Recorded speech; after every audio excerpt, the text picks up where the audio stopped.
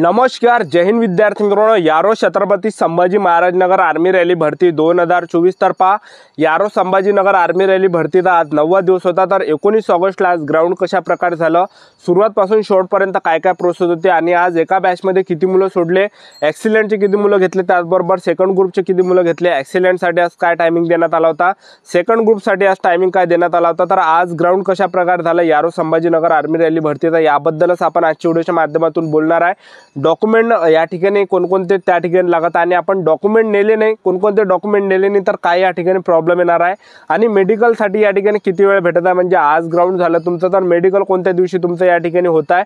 तर आज भरती कशा प्रकारे झाली, मुलांनी कोणकोणत्या चुका केल्या ज्या की तुम्हाला या ठिकाणी करायचे नाही आहे. तर आजच्या व्हिडिओच्या माध्यमातून संपूर्ण माहिती तुम्हाला सांगणार आहे की यारो छत्रपती संभाजी महाराजनगर आर्मी रॅली भरती 19 ऑगस्टला ग्राउंड कशा प्रकारे झालं सुरुवातपासून शेवटपर्यंत याबद्दलच आपण माहिती सांगणार आहे. तर आजचा व्हिडिओ खूप महत्त्वाचा होणार आहे. व्हिडिओ शेवटपर्यंत बघा आणि व्हिडिओला आताच लाईक करा. नमस्कार विद्यार्थी मित्रांनो, माझी नोकरी कॉर्नर यूट्यूब चॅनलवर मी गोपाल अनखळे तुमचं सर्वांचं सहर्ष स्वागत करतो. तर मित्रांनो, व्हिडिओचा थंबनेल बघून तुमच्या लक्षात आलं असेल की आपला व्हिडिओ कोणत्या टॉपिकवर होणार आहे. व्हिडिओ सुरू करण्याच्या आधी आपल्या यूट्यूब चॅनलला सबस्क्राईब करा जेणेकरून प्रत्येक भरतीची अपडेट तुमच्यापर्यंत सर्वात आधी पोहोचेल आणि जास्त करून यारो छत्रपती संभाजी महाराजनगर आर्मी रॅली भरतीच्या रिलेटेड जास्त व्हिडिओ आपल्या चॅनलवर अपलोड करत असतो. तर तुम्हाला सर्वात अगोदर सांगून देतो की भरतीला जाताना तुम्हाला एक दिवस अगोदर जायचं, कारण की ज्या विद्यार्थ्यांचा ग्राउंड 19 ऑगस्टला होता तर ते मुलं 18 ऑगस्टला त्या ठिकाणी आले होते. तर सांगायचं एवढंच की भरतीला एक दिवस अगोदर तुम्हाला या ठिकाणी जायचं आहे. रात्री 7 वाजतापासून त्या ठिकाणी हजर राहायचं आहे, कारण की ज्या विद्यार्थ्यांचा ग्राउंड 19 ऑगस्टला होता ते मुलं रात्री 18 ऑगस्टला 7-8 वाजतापासून रात्री त्या ठिकाणी ग्राउंडवर हजर होते. सर्वात आले आर्मीवाले 8-9 वाजतापासून मुलांना फक्त तिथं रांग करून बसून ठेवत आहे गेटच्या बाहेर. ठीक आहे, फक्त ते बसून ठेवत आहे. तर मी तुम्हाला सांगतो तुम्हाला गेटच्या अंदर किती वाजता जायचं आहे. तर एक तर तुम्ही 11 वाजता गेटच्या अंदर जा किंवा 12 वाजताच्या अंदर जा. एकदम 12 वाजता नका जाऊ, 12 वाजताच्या अंदर म्हणजे 12 वाजायला 10 मिनिट टाईम आहे, त्यावेळेस तुम्ही गेटच्या अंदर एंट्री द्या. कारण की कसं आहे, मुलांना 9 वाजतापासून गेटच्या अंदर घेतल्या जातं आणि तिथं फक्त 12 वाजेपर्यंत फक्त बसून ठेवलं जातं, बाकी काहीच होत नाही. त्या ठिकाणी 12 वाजेपर्यंत फक्त बसून ठेवलं जात आहे आणि बसू त्या ठिकाणी विद्यार्थी मित्रांनो अकळते आणि एनर्जी सुद्धा लो होते. त्याच्यापेक्षा तुम्ही बाहेर थोडासा आराम करा, तुमचं ते त्या ठिकाणी रूम वगैरे असेल काही तर तिथं आराम करा, नंतर तुम्ही या ठिकाणी ग्राउंडमध्ये जा. कारण की मी असे भरपूर मुलं पाहिले की ते 11 वाजता 11:30 वाजता ते ग्राउंडच्या अंदर एंट्री देतात. पहिले इकडे आराम वगैरे ते करत आहे, नंतर गेटच्या अंदर एंट्री देत आहे. तर 9 वाजतापासून गेटच्या अंदर आज एंट्री झाली. सर्वात अगोदर ते हॉल तिकीट चेक करत आहे आणि आधार कार्ड चेक करत आहे. तर यावरच एंट्री मुलांना दिली आणि सर्वात अगोदर त्या ठिकाणी त्यांनी हाईट घेतली 170 सेंटीमीटर.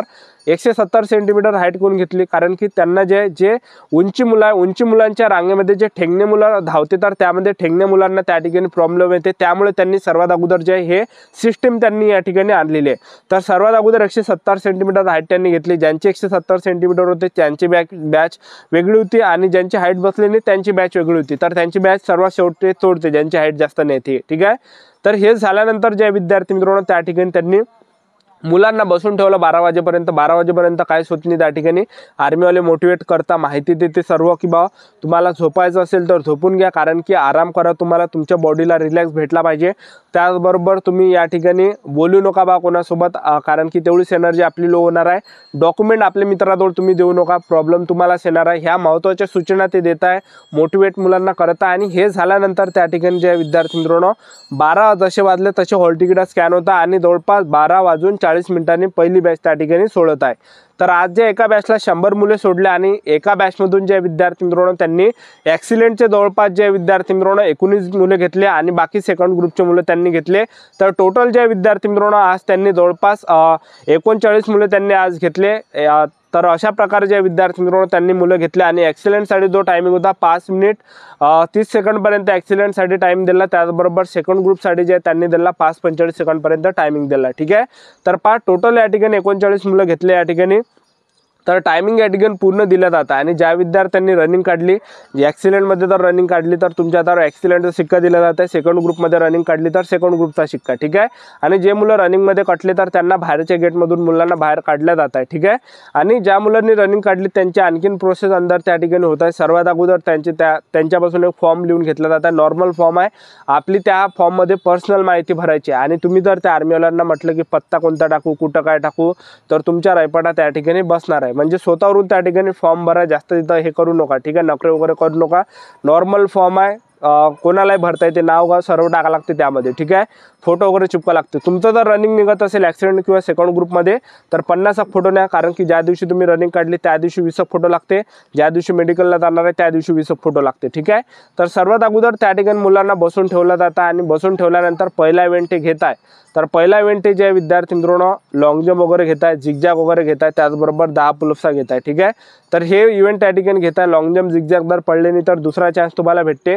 पुलअप्समध्ये मुलं या ठिकाणी कटत आहे, पुलअप्स मुलांच्या बसत नाही या ठिकाणी, काय जास्त मुलांनी कटत आहे पुलअप्समध्ये, पण पुलअप्स मुलांची बसत नाही या ठिकाणी। ठीक आहे, हे झाल्यानंतर त्या ठिकाणी काय होतं, आणखीन मुलांना त्या ठिकाणी बसून ठेवलं जातं आणि वजनामध्ये मुलं कटत आहे की वजन त्या ठिकाणी 50 किलोचा वरतं या ठिकाणी वजन असलं पाहिजे। 50 किलोच्या खाली जर असेल तर फेल त्या ठिकाणी मुलांना केला जात आहे। तर ह्या गोष्टीचं लक्ष ठेवा। तुमचं 49 पॉईंट किती जरी असेल तर 1 किलो तुम्ही वाढवा त्या ठिकाणी, केळे वगैरे सोबत नाही, जेणेकरून वजन त्या ठिकाणी वाढलं पाहिजे, म्हणजे 50 किलो त्या ठिकाणी कंप्लीट असलं पाहिजे।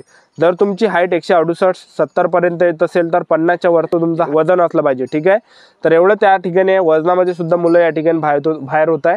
तर हे झाल्यानंतर त्या ठिकाणी काय होतं, मुलांना त्या ठिकाणी बसून ठेवलं जातं आणि नंतर त्या ठिकाणी काय होतं की मुलांची उंची घेत आहे मेजर हाईट 168 सेंटीमीटर मुलांची बसत आहे। त्या ठिकाणी 168 सेंटीमीटरपेक्षा कमी असेल तर फेल केलं जातं, अपात्र केलं जातं। त्याचबरोबर छाती घेत आहे 77 सेंटीमीटर फुगून 5 सेंटीमीटर भरली पाहिजे आणि हे झाल्यानंतर आणखी मुलांना बसून ठेवलं जात आहे आणि त्यानंतर मुलांचं त्या ठिकाणी काय होतं, डॉक्युमेंट व्हेरिफिकेशन होतं। कागदपत्र कोणकोणते न्यायचे तुम्हाला सांगतो। बँकेचे तुम्हाला बँकेचं पासबुक न्यायचं आहे, झेरॉक्ससुद्धा न्या, 10वीचं मार्कशीट, 10वीचं बोर्ड सर्टिफिकेट, 12वीचं मार्कशीट, 12वीचं बोर्ड सर्टिफिकेट, TC झालं, TC नसेल तर बोनाफाईड न्या, कास्ट सर्टिफिकेट न्यायचं आहे, डोमिसाईल तुम्हाला न्यायचे आहे, कॅरेक्टर सर्टिफिकेट सुद्धा लागते त्या ठिकाणी, त्याचबरोबर अनमॅरिड सर्टिफिकेट सुद्धा तुम्हाला न्यायचं आहे, कॅरेक्टर सर्टिफिकेट तुम्ही त्या ठिकाणी न्या। ठीक आहे, आणि त्याचबरोबर पोलीस पाटलाचा दाखला सुद्धा तुम्ही न्या, त्याचबरोबर सरपंचचा रहिवासी दाखला सुद्धा न्या, राशन कार्ड सुद्धा सोबत राहू द्या, त्याचबरोबर आधार कार्ड सुद्धा तुम्ही त्या ठिकाणी न्या आणि नोटरी सुद्धा त्या ठिकाणी न्या, कॅरेक्टर सर्टिफिकेट सुद्धा त्या ठिकाणी न्या।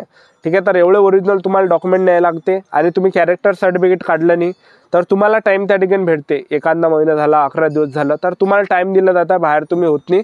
आणि नोटरी जर तुम्ही नेली नाही तर अंदर वकील आहे, म्हणजे असे भरपूर मुलं सांगत आहे ज्यांनी रनिंग काढली त्यांनी, अंदर वकील आहे तर तो वकील तुम्हाला नोटरी देणार आहे करून, जर तुम्ही केली नसेल तर। ठीक आहे, तर अशा प्रकारे जे डॉक्युमेंट व्हेरिफिकेशन त्या ठिकाणी होतं आणि डॉक्युमेंट व्हेरिफिकेशनला प्रत्येक तुम्हाला एक झेरॉक्स न्यायचे आहे, एक झेरॉक्स आर्मीला मागते तुमच्यापासून आणि ओरिजिनल डॉक्युमेंट तुम्हाला सोबत न्यायचे आहे। ठीक आहे, ओरिजिनल डॉक्युमेंट आणि प्रत्येकाच्या एक झेरॉक्स तुम्हाला या ठिकाणी न्यायचे आहे। ठीक आहे, तर अशा प्रकारचे विद्यार्थी मित्रांनो या ठिकाणी ग्राउंडची प्रोसेस आहे आणि रनिंग झाल्यानंतर मेडिकलची जी तारीख आहे हे दुसऱ्या दिवसची मेडिकलची तारीख भेटत आहे आणि मेडिकलला जाताना तुम्हाला केस वगैरे कटिंग वगैरे करून तुम्हाला जायचं आहे।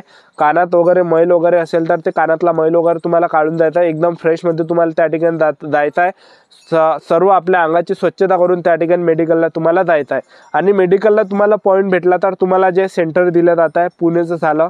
ठीक आहे, अशा प्रकारे तुम्हाला रिमेडिकलचं सेंटर त्या ठिकाणी दिलं जातं। तर अशा प्रकारे आर्मीची प्रोसेस या ठिकाणी होत आहे।